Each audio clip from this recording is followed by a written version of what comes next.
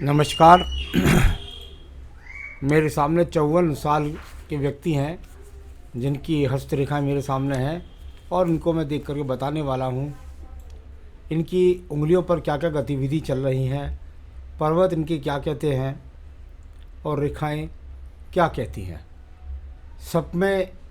सबसे पहले मैं लेने वाला हूँ आपकी छोटी उंगली कनिष्ठा के बारे में बात करने वाला हूँ।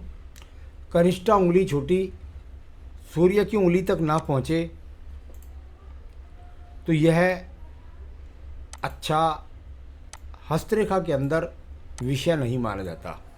जब इस प्रकार का गैप आ जाए तो यह आपके जीवन के अंतर्गत निश्चित रूप से आपको संघर्ष काफ़ी कराता है। इन लोगों के जीवन में उतार चढ़ाव का आना, इन लोगों के जीवन के अंदर संघर्ष से स्वयं को स्थापित करना लगा रहता है। यहाँ बात करता हूँ मैं इनकी मानसिक प्रथम पर्व के बारे में।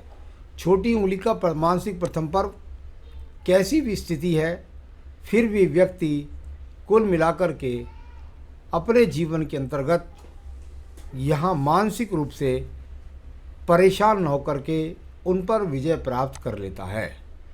सेकंड पर्व भारत भाषा शैली के लिए जाना जाता है।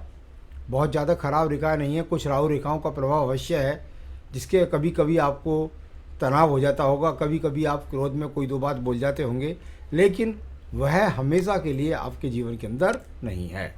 तीसरे पर्व पर जिस प्रकार की रेखाएं खड़ी हैं, ये अपने आप में व्यक्ति के पास नित्य आगमन का प्रतीक है, यानी कि स्थिति कैसी भी क्यों न सही, व्यक्ति के पास निरंतर धन के आगमन बने रहते हैं किसी न किसी वजह से। आइए बात करते हैं सूर्य की उंगली के प्रथम पर्व के बारे में। सूर्य की उंगली का प्रथम पर्व जहाँ पर यदि हम बात करेंगे तो यह पर्व किसी भी प्रकार के अगर थोड़ी बहुत माइनस रेखा मुझे दिखाई दी है हल्की फुल्की, तो मैं कह सकता हूँ थोड़ा सा बीपी पर नियंत्रण रखिएगा। कोई आंखों का नंबर बदल सकता है, तो थोड़ा सा इस तरह के रोग तो यहाँ पर दिखाई पड़ते हैं, उनके लिए आप नियमित दवाई खाइएगा। सेकंड पर्व की अगर बात करता हूँ तो बहुत ज़्यादा राहु रेखाएँ लगी हुई हैं। इसका मतलब हुआ राज्य सरकार से सहयोग न मिलना। कुल मिलाकर यहाँ पर राज्य सरकार से किसी प्रकार के यहाँ पर ये लाभ के संकेत नहीं है। तीसरा पर्व व्यक्ति का शनि और सूर्य की उंगली मिली हुई हो और पर्व में भी अच्छी रेखा हो तो व्यक्ति बुढ़ापे तक अपने माता पिता की सेवा करता है और उनका सहयोग भी प्राप्त करता है। आइए बात करता हूँ मैं शनि के पर्व के प्रथम पर्व के बारे पर। इसमें भी माइनस रेखा का, इसमें भी राहु रेखाओं का प्रभाव कुछ ना कुछ दिखाई दिया, यानी आपके शरीर के अंदर कोई रोग प्रवेश कर चुका है, उसकी नियमित दवाई खाते रहिएगा और स्वस्थ रहिएगा। यहाँ सेकंड पर्व की बात करता हूँ। इस पर जो राहु रेखाओं का प्रभाव दिखाई देता है, जो आड़ी तिरछी रेखाओं का प्रभाव दिखाई देता है, जिसके कारण आपके जीवन के अंतर्गत पैसा डूबना, ऐसे संकेत अवश्य होंगे आपके जीवन में, कहीं ना कहीं पैसा डूबेगा भी, और कुल मिलाकर के कर्ज की स्थितियों का होना या व्यर्थ के खर्च होना, इस तरह के बहुत सारे संकेत वर्तमान में बने हुए हैं। तीसरी उंगली शनि की उंगली और उस पर काला तिल भी आ गया है। तीसरी उंगली का जब जब यहाँ पर काला तिल आ जाए तो मैंने हमेशा कहा ये परिवार को संयोजन रूप से लेकर के चलने के रूप में जानी जाती है। जब तीसरे पर्व पर आएगी तो निश्चित रूप में धन के आगमन का ग्रहण भी है, स्वास्थ्य का भी है। तो स्वास्थ्य और धन के लिए व्यक्ति का जो स्थिति है वो लगातार कहीं ना कहीं थोड़ा सा उतार चढ़ाव में चलती रहेगी, और साथ ही साथ पारिवारिक रूप से अपने आप को सही रूप से आप जमा नहीं पाते हैं, अपने रूप से आप पत्नी के साथ या माता पिता के साथ या बच्चों के साथ सेटिंग नहीं कर पाते हैं। आइए बात करता हूँ यहाँ पर मैं आपकी बृहस्पति की प्रथम पर्व के बारे में। शुगर, कोलेस्ट्रॉल, लीवर, किडनी, इनके रोगों के लिए जाना जाता है। फर्स्ट पर्व पर इस तरह की कोई राहु रेखा नहीं है, यानी अगर कोई रोग है उसकी दवाई बिल्कुल सही चल रही है और वो आगे बढ़ेगा नहीं। यहाँ पर ये रेखा बहुत अशुभ रेखा के रूप में हम मानते हैं। देखिए, जब जब आपकी उंगली के 4 पोर हो जाते हैं, अगर आप देखेंगे तो आपको 4 पोर नजर आएंगे। जिस पोर के ऊपर को विभाजित ये रेखा करती है, उस पोर के अंदर व्यक्ति का वही पक्ष कमज़ोर हो जाता है। ये बृहस्पति की उंगली है, ये भगवान की कृपा की उंगली है, ये संतान सुख की है, ये पत्नी से सुख सहयोग की है। सेकंड पर्व ज़्यादा जाना जाता है, इतनी बड़ी रेखा आड़ी हो जाए तो भगवान न करे कोई आपके पिछले समय में कोई ज़्यादा पत्नी के साथ बहुत ज़्यादा तालमेल खराब रहे हों, कभी कभी तो दूसरी पत्नी के आने का भी विषय बन जाता है। कुल मिलाकर ये अपने आप में पति पत्नी के बीच में बहुत ज़्यादा वैचारिक मतभेदों के लिए ये रेखा मानी जाती है। ऐसा व्यक्ति अपनी अपनी चलाता, अपनी अपनी मनमानी करता है, पत्नी की बातों की बिल्कुल अवहेलना करता है। तीसरा पर्व यहाँ पर, इसमें भी आड़ी रेखा है, यानी कुल मिलाकर के संतान पक्ष से आप संतुष्ट नहीं, या संतान पक्ष आपसे आपकी भाषा शैली से संतुष्ट नहीं, तो ये या आपकी जो दिनचर्या है उससे संतुष्ट नहीं, तो ये इस तरह के दो पक्ष सही नहीं निकले। आइए बात करता हूँ मैं यहाँ पर बुध पर्व के बारे में। बुध का पर्व अगर इसको देखेंगे तो कहीं थोड़ा साइड में दबा हुआ है, तो कहीं थोड़ा सा उठा हुआ है, लेकिन फिर भी इसके पास में वो रेखाएं हैं जो आपको नित्य धन के आगमन बनाती हैं। ये अपने आप से भाषा शैली से दूसरों लोगों को आकर्षित करने वाली डॉक्टर्स रेखा इनको बोल देते हैं, और बौद्धिक व्यापार के लिए या व्यापार के लिए अच्छी रेखाएं मानी जाती हैं। कुल मिलाकर के ये आपके पास में कहीं भी ऐसा दिखाई नहीं पड़ता कि बहुत ज़्यादा कोई आपको किसी के आगे कर्ज में दबना पड़े। मैं बात करता हूँ इसके बाद सूर्य के पर्व के बारे में। सूर्य के पर्व पर कोई सीधी रेखा तो गई नहीं, यानी कुल मिलाकर राज्य सरकार से तो कोई सहयोग मिला नहीं। साथ ही साथ जो रेखाएं हैं इनके अंदर थोड़ा सा रगड़ करके कुछ वी का सा चिन्ह लगेगा, कुछ आपको हल्का सा शंख सा प्रतीत होगा आगे को, लेकिन ये कुछ ऐसा नहीं है, सिर्फ प्रतीकात्मक चिन्ह आपको दिखाई पड़ रहे हैं। लेकिन इनका अगल बगल में सूर्य रेखा का चला जाना इस बात को बताता है कि आपके जीवन के अंदर आप संघर्ष करते हैं, आप भागदौड़ करते हैं, और उसके द्वारा, उस भागदौड़ के द्वारा आप अपने जीवन का संसाधन बनाते हैं, अपने जीवन का सम्मान बनाते हैं, अपने जीवन की पहचान बनाते हैं। तो इससे कोई ज़्यादा उन्नति नहीं, राजनीतिक क्षेत्र में भी उन्नति नहीं, किसी तरह की ज़्यादा विदेशों से लाभ उठाने की स्थिति भी नहीं है। यहाँ बात करते हैं आपके भाग्य के पर्व के बारे में। भाग्य का पर्व, और यदि मैं इसको देखता हूँ तो इसमें भाग्य पर्व में वो रेखा है जिसके रेखा के द्वारा हम बोल देते हैं कि भाई व्यक्ति का भाग्य अस्त नहीं है, यानी कुल मिलाकर कहीं ना कहीं इसको ऐसा तो नहीं बोल सकता कि मैं बहुत ज़्यादा अच्छे धन की प्राप्ति का योग है, लेकिन इसको मैं भाग्य अस्त नहीं बोल सकता। ऐसा नहीं है, भाग्य व्यक्ति का चलता रहता है और उसके काम कोई रुकते नहीं है, वैसा बोल सकते हैं। आइए बात करते हैं आपके बृहस्पति के पर्व के बारे में। यहाँ पर एक मल्टी टैलेंटेड रेखा शनि पर्व को गई, योजना से धन कमाया। ये रेखा ज़्यादा खड़ी जो गई हैं, ये बृहस्पति पर्व पर ज़्यादा खड़ी रेखाएं जब जब व्यक्ति के पास होती है तो व्यक्ति ईश्वर में तो आस्था रखता है, एक बात। दूसरी बात, खड़ी रेखाएं हैं धन के तरफ दिख रही हैं, व्यक्ति के दिमाग के अंदर हर वक्त धन धन धन रहता है। और तीसरी बात यह, धन को प्राप्त भी कर लेता है। कुल मिलाकर ज़्यादा चतुर्भुज और त्रिभुज का कोई योग दिखाई नहीं दिया, जिसके कारण मैं बहुत ज़्यादा संपत्ति का प्राप्त करना नहीं बोल सकता। आइए बात करते हैं आपकी हृदय रेखा के बारे में।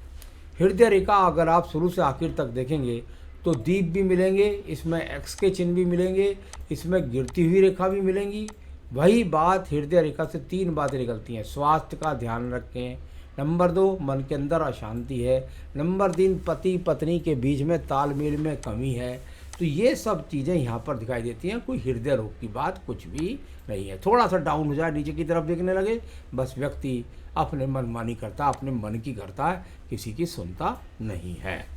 आइए बात करते हैं आपके निम्न मंगल पर्व के बारे में। निम्न मंगल पर्व कर्म रूपी पर्व के रूप में जाना जाता है। यहाँ पर यदि देखें तो ये रेखाएं यहाँ से निकलने वाली जो भाग दौड़ कराती हैं, टूट टूट कर करा रही हैं, सही रूप से शरीर पर्व तक नहीं पहुँच रही, सही रूप तक से सूर्य पर्व तक नहीं पहुँचती, भाग दौड़ आधी अधूरी रह जाती है, भाग दौड़ ज़्यादा होती है, लेकिन लाभ की स्थिति उसके हिसाब से कम बनती नज़र आती है। तो इस तरह से ये निम्न मंगल पर्व की रेखाओं का ये कर्म रूपी पर्व की रेखा है, यानी व्यक्ति ऐसा नहीं है, कर्म तो करता है व्यक्ति।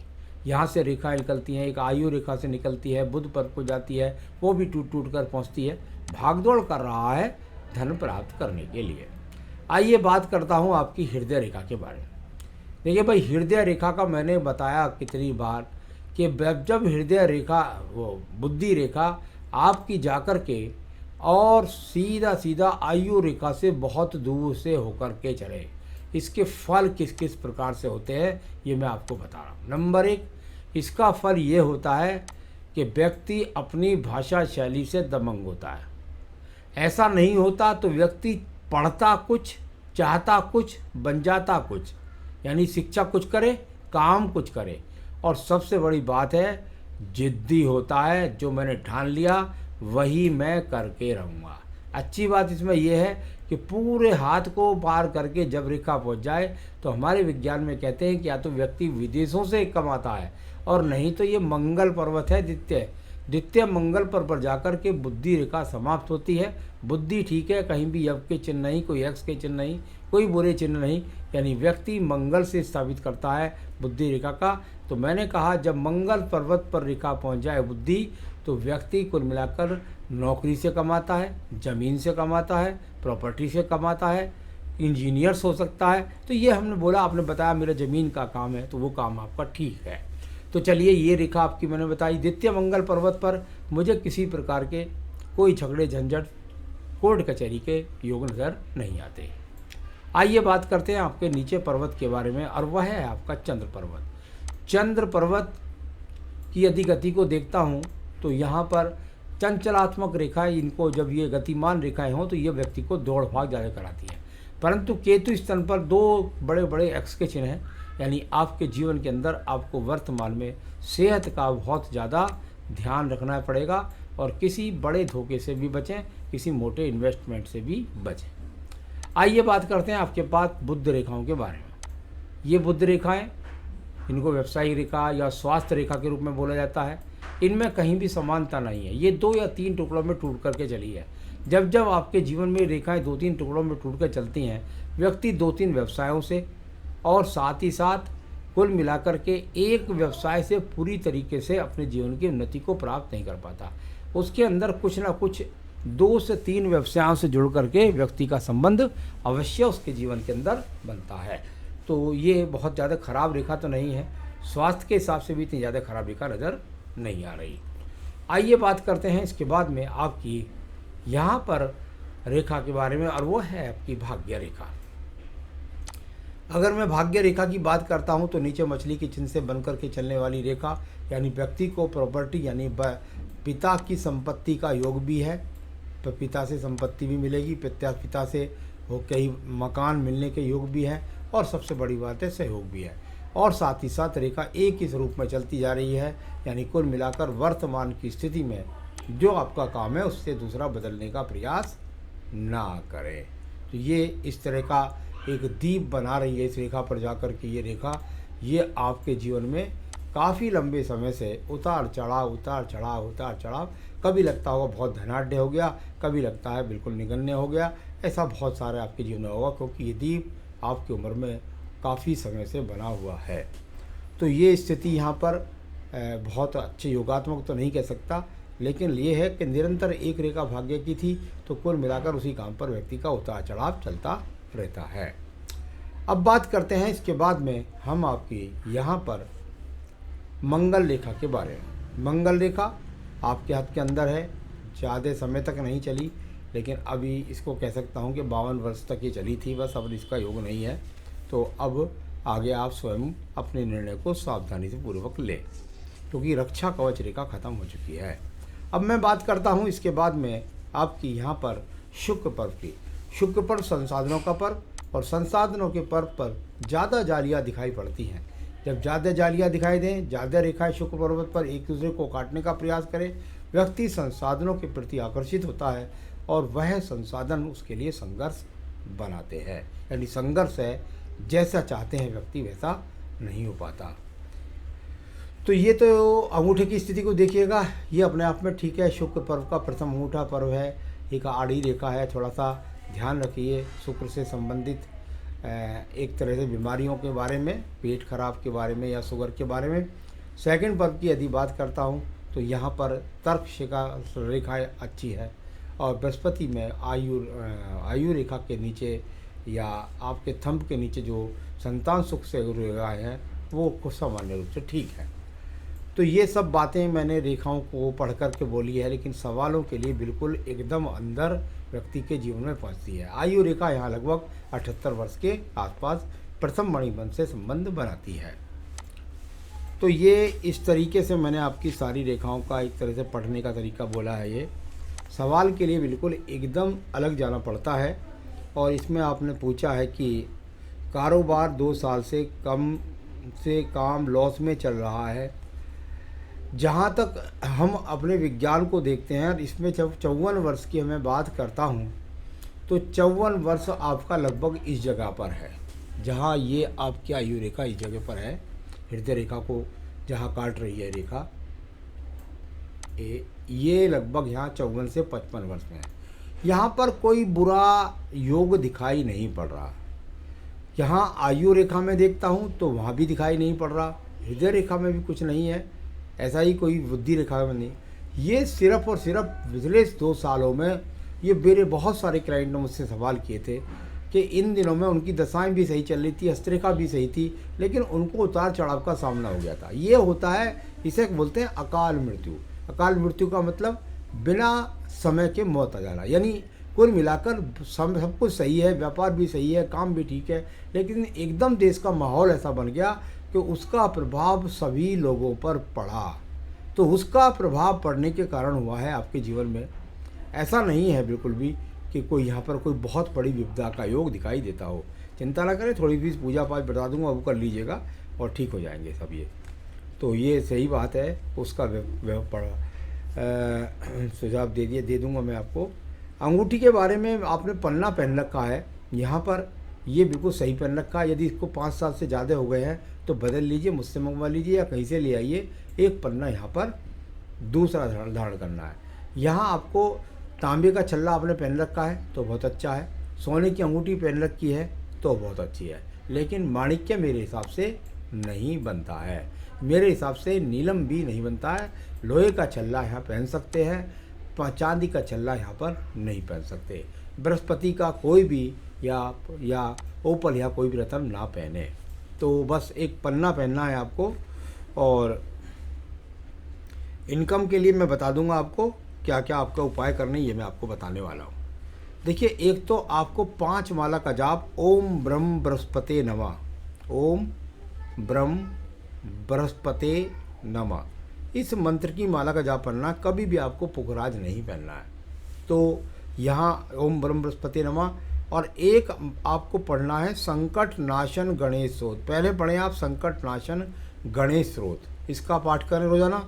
फिर ये 5 माला का आप जाप करें। इसके करने से आपके जीवन के अंदर जो आपकी रुकावटें हैं वो बहुत कुछ हल हो जाएंगी। आप चिंता ना करें, आपका भविष्य अच्छा ही है। नमस्कार।